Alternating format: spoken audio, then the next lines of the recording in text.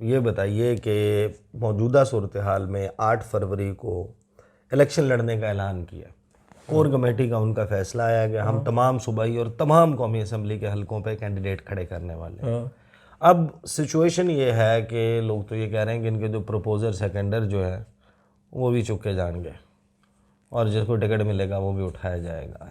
क्या पीटीआई जिस तरीके से अब चल रही है, कोई चांस देखते हैं कि उनके पास एक बेहतर चेहरे होंगे इलेक्शन में खड़े करने के लिए? इलेक्शन मेरा ख्याल है वहाँ तक नौबत ही नहीं जाएगी, और अगर खुदा न खास्ता वहाँ तक नौबत चली गई, उस हुकूमत की क्या हैसियत है? देखिए, मिलिट्री लीडरशिप ने फैसला किया बिजली के नाजायज़ कनेक्शन काटे जाएंगे, रिकवरी की जाएगी, डॉलर की कीमत, जो डॉलर में जो लोग हेरा फेरी कर रहे हैं, आपको पता है कैसे कर रहे थे, तो उन्होंने काम किया तो उसके नतीजे निकला ना। कुछ तो डॉलर स्टेबल हुआ, फिर बढ़ना अगरचे शुरू हो गया। सोने की कीमत भी कुछ कम हुई, स्मगल में भी कुछ कम हुई, चीनी नीचे तो आ गई। चीनी नीचे आ गई। तो ये काम करने वाले लोग नहीं हैं। इन्होंने अपने मुकदमात ख़त्म कराए। शहबाज शरीफ साहब ने जिस दिन उन पर फर्द जुर्म आयद नहीं थी, उस दिन एफआईए का अफसर कहता है मुझे वो ऑन रिकॉर्ड पे है। देखिए ना, जगह जगह इस तरह के मुजाहरे हो रहे हैं, खौफ भी है। लेकिन जब उसने कहा, उसने इंटरव्यू दिया, उसने कहा मुझे हुक्म दिया गया कि एक वज़ीर आला बनने वाला है, एक वज़ीर आज़म बनने वाला है। अब वो मनी लॉन्ड्रिंग का क्या करेंगे, उसका क्या क्या जवाब देंगे? अच्छा, एक ज़ाहिर है कि खान साहब के फ्यूचर के हवाले से बस फिर हम इस वीडियो को क्लोज़ करते हैं। बहुत सारे अंदाजे लगाए जा रहे थे कि 4 दिन जेल नहीं काटेगा, और अगर माजी देखा जाए तो खान साहब ने तो पूरी ज़िंदगी सेलिब्रिटी के तौर पे स्टारडम में गुजारी है। जहाँ जा रहे हैं फैंस मौजूद हैं, ऑटोग्राफ लेने वाले। जिसने अवाइल जवानी से इस किस्म का दौर देखना शुरू किया हो, आप अपने ज़ाती उसमें बताएं। पहले तो ये बताएं, आप एक्सपेक्ट कर रहे थे कि उम्र के इस हिस्से में और इतना बड़ा ओहदा देखने के बाद, इतने स्टेक्स होने के बाद, खान साहब जो है वो जेल में इस तरीके से कि जनाब वर्जिश की मशीन ला दो, मैं अब यहाँ कंफर्टेबल हो गया हूँ, अब मैं यहाँ पे भी कंफर्टेबल हो गया। देखिए, मैंने खान साहब के साथ बड़े तवील सफ़र किए। सुबह 6 बजे सर्दियों में, यू इमेजिन इट, कि 6 बजे मैं घर से निकलता था, सर्दियों में, गर्मियों में नहीं, सही। जब अभी सूरज नहीं निकला होता था, और टोल प्लाजा पे, और खान साहब हमेशा आधा घंटा लेट आते थे, और वहाँ से हम मियाँ वाली जाते थे। और मियाँ वाली बहुत बड़ी कॉन्स्टिट्यूंसी है, बलूचिस्तान जैसी कॉन्स्टिट्यूंसी है, और उसमें सारा दिन रात 12 बजे तक फिरते थे। फिर मैं शब रोज़ उनको देखता था। मुझे कई दफ़ा इंतज़ार करना पड़ता था। मतलब वो पहाड़ पे चढ़ गए, और वो जो पहाड़ की चढ़ाई है, आपको पता है इतनी सहल नहीं है, या वर्जिश करें। मैं कभी वो वर्जिश वाले कमरे में चला जाता था तो मुझे तरस आता था। एक दिन मैं क्या कहने लगा, कुछ ना खाने का बंदोबस्त है और बुखार भी चढ़ा हुआ है। तो मुराद तो यही थी जो जैसे शाइस्तगी से आदमी कहता है कि भाई मेरे लिए कुछ खाने के लिए लाओ, और मतलब ये बुखार भी है। तो मैं खैर कुछ खाना वाना लेके गया। मैं देखा वो बड़ी ज़बरदस्त वर्जिश करे। मैंने कहा तुम्हें तो बुखार था? तो क्या बुखार वर्जिश करूँगा तो उतरेगा ना। देखिए, ये मैंने सुना था कि किसी ज़माने में लोग ये क्या करते थे। फिर मैंने उन्हें मियाँ वाली जेल में देखा था। I was the only one other than his family, और मेरा भाई गया था, तारिक चौधरी। वो तो इसके मुकाबले में फ्रेंडली जेल थी ना। नहीं इसके नहीं नहीं मुकाबले नहीं नहीं नहीं, इट्स वेरी वेरी पेनफुल। और अच्छा। डॉक्टर ने कहा कि आप भूख हड़ताल कर दें, ये खाना खाने के काबिल नहीं है। तो खान साहब को यही नहीं पता था भूख हड़ताल क्या होती है। उन्होंने पानी भी नहीं पिया। अच्छा। 2-3 दिन इस हालत में गुजरे। फिर हंस हंस के कह रहा था, यार मैंने उठने की कोशिश की, मुझसे उठा ही नहीं गया। मैंने कहा किस उल्लू के पट्टे ने तुमसे कहा था कि भाई पानी पानी पीना। भी ना पियो? भाई भूख हड़ताल में पानी तो पिया जाता है, नमक डाल के बल्कि पिया जाता है। क्या नमकियात पूरी रहे, ब्लड प्रेशर पेट तो ना ठीक कर दे। रहे। तो मुझे ताज्जुब नहीं, मेरी तवक्को से वो बेहतर रहे। He has been very tough. मुझे एक दफ़ा उन्होंने बताया कि मैंने जिस ज़माने में वो अपनी हाइट ऑफ पॉपुलैरिटी पे थे, तो जम के खेल रहे थे, 3.5 घंटे का शदीद गर्मी में स्पेल किया बॉलिंग का। 3.5 घंटे, घंटे 3.5 घंटे कोई कहीं बॉलिंग होती ही नहीं है। नहीं, फास्ट बॉलर तो कर ही नहीं सकता ना। कहता अच्छा, आप स्पिन बॉलर हो, आप साढ़े कहें। 3 घंटे। मैंने बार बार पूछा, 3.5 घंटे गर्मी में 3.5 घंटे? उसने कहा मैं तुम्हें बताता हूँ ना क्या हुआ। वज़न तोला तो 8 पाउंड कम हो चुका था। जो आदमी 3.5 घंटे में, ये तो मैं सिर्फ रुकनुद्दीन बैबरस के बारे में जानता हूँ, इस तरह की मुहिम्मात वो करता था।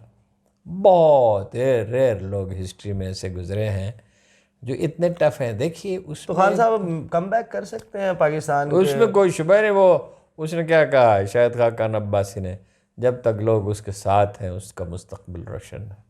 इमरान खान को आना है और किसी को नहीं आना। ये सब हीले सब धरे के धरे रह जाते हैं। कुरान मजीद में एक जगह लिखा हुआ है कि दुनिया इंसानी ख्वाहिशात की चरागाह नहीं है। और आज मैंने पढ़ा सूरह अल-हुजरात में, ग़ालिबन सूरह अल-हुजरात ही है, कि ये इंसानी तमन्नाएं पूरी नहीं करती दुनिया, इंसानों की ख्वाहिशात के लिए नहीं।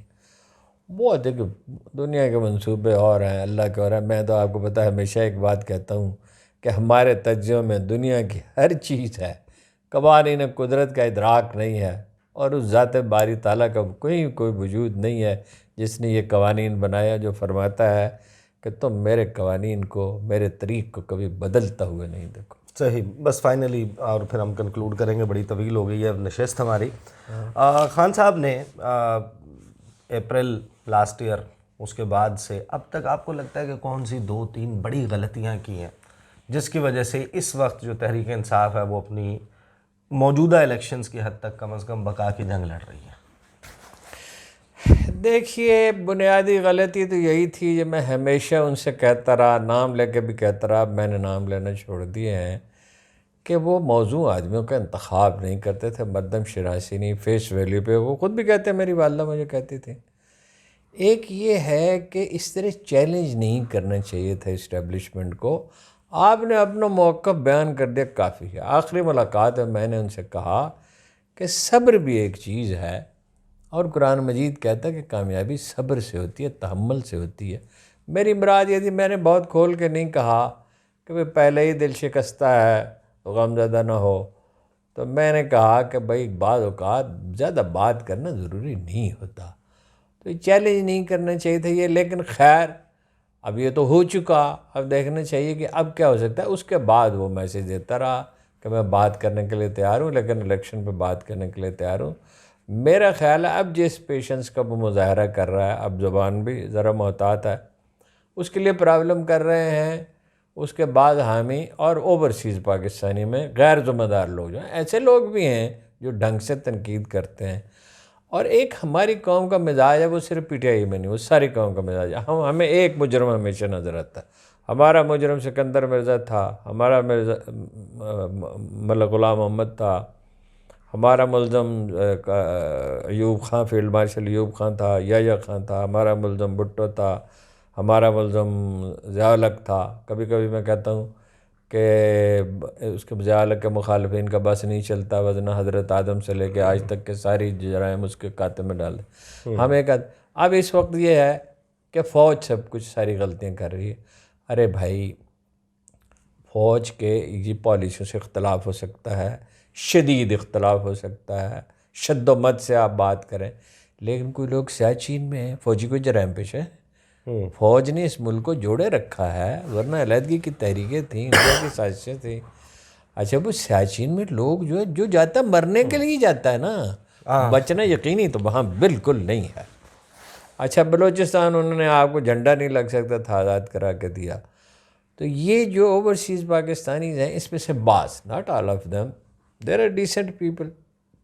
एक आदमी ने बड़ा दिलचस्प तबसरा किया 4-5 दिन पहले, हारून रशीद डर गया है और ये कहता है कि फ़ौज की आउट राइट मजम्मत नहीं करनी चाहिए। हालांकि मैं तो आउट राइट मजम्मत भी, मैं कहता हूँ गाली न दे, दलील दे, ताकत दलील में होती है। तो कुछ एतदाल पैदा करने की ज़रूरत है।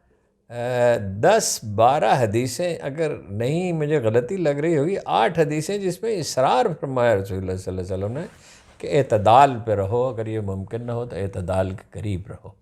सही। और इंसाफ जो है उस पर इतना ज़ोर है। गज़ाली कहता है, इमाम Ghazali, one of the greatest thinkers, जिसको उसके ज़माने में इमाम तस्लीम किया। आप मशहद गए थे तो करीब ही उनका मज़ार है, अभी बनाया पिछले चंद साल पहले। गज़ाली कहता है आप 10 दलीलें दें किसी आदमी के ख़िलाफ़, एक झूठी दे दें, वो झूठी दलील को पकड़ लेगा। जिस बात में वो बालगा है या गलती है, गलतियाँ तो की हैं, लेकिन अब खल्क़े खुदा उस पर आशिक है, उसका इलाज क्या है? हैं? सही। वो उसको एक बहादुर आदमी समझा जाता है, ऑनेस्ट आदमी समझा जाता है, ये समझा जाता है कि गरीबों की हमदर्दी रखता है। उसने शो भी किया। भाई शौकत खानम देखो ना, निर्मल कॉलेज उसकी एक मिसाल है। तो एक नहीं 3 शौकत खानम बना दिए और हो सकता है कभी 5-7 भी बन जाए। तो लोग उसकी तरफ मायल हैं। इंसानों में खामियां तो होती हैं, अपनी वो देखे खामियों ना, से वो भी उसका लड़ना चाहिए। अलीम खान का मैं इंटरव्यू देख रहा था जिसमें वो कह रहा था कि मैं आज भी सबसे बड़ा डोनर हूँ शौकत खानम का, क्योंकि मुझे पता है कि जो मैं पैसा दे रहा हूँ वो करप्शन में नहीं है जा रहा, वो मिसयूज़ नहीं हो हमेशा रहा, से वो वहाँ पर जा रहा है अलीम खान का ये पहलू जो है बहुत ही अच्छा है। और लोग बिगड़ जाते हैं क्योंकि तो अब हर वक्त हम सियासी नुक्ता नज़र से ही देखते हैं। अलीम खान सिर्फ शौकत खानम हॉस्पिटल नहीं, अलीम खान जिस जेल में रहा उसके लिए उसने 8-10 करोड़ रुपए वक्फ किए। तो मैंने पूछा एक दफ़ा, खान साहब इतना रुपया है, मुस्तकिल तौर पे आप कर सकते हो? ने कहा इतना पैसा है अल्हम्दुलिल्लाह मैं कर सकता हूँ। इंडिविजुअल्स की मदद करने में भी वो इतना फ़ियाज़ है कि आदमी हैरत ज़्यादा रह जाता है। अब जब हम तनकीद करते हैं किसी, उनके सियासी मौके पर तनकीद करें, ठीक है, जितनी मर्जी तनकीद करें, आपको किसने रोका है? तो हम ये भूल जाते हैं।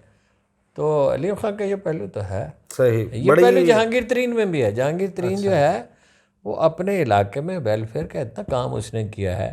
ये अभी जो वाक़या हुआ था कोई बलूचिस्तान में, उसके इलाके के लोग मारे गए थे, सबको उसने पैसे दिए, बंद बनाए दरिया के ऊपर, अपने इलाके में लोगों को हेल्थ की फैसिलिटीज़ दी। हमारा मिजाज नहीं है कि हम लोगों का मुस्बत पहलू देखें। ऐसा ही है। बहरहाल बड़ी दिलचस्प नशिस्त रही और हारून साहब का भी यही ख्याल है और हम लोगों को कलेक्टिवली ये लगता है कि ऐसा नहीं हो सकता कि इसी सूरत हाल में 8 फरवरी तक चला जाए, 8 फरवरी को इलेक्शन भी इसी सूरत हाल में हो जाए। कुछ ना कुछ जो है वो शायद पाकिस्तान के सियासी मंजरनामे पर होगा और इलेक्शन से पहले होगा, क्योंकि मौजूदा सूरत हाल में इलेक्शन वो इलेक्शन तो हो सकता है आप करवा दें, एक दिन लोग निकलें वोट डालें, उसके नतीजे में आपको एक हुकूमत भी कायम कर दें, लेकिन जो असल मकसद है कि मुल्क में ये जो हिजान की कैफियत है ये ख़त्म हो, इस्तेहकाम आए, वो कम अज़ कम मौजूदा सूरत हाल मौजूदा सिनेरियो में एज़ इट इज़ इलेक्शन जाने में नज़र नहीं आता। अब तक के लिए इतने, मुझे इजाज़त दीजिए। अल्लाह हाफ़िज़।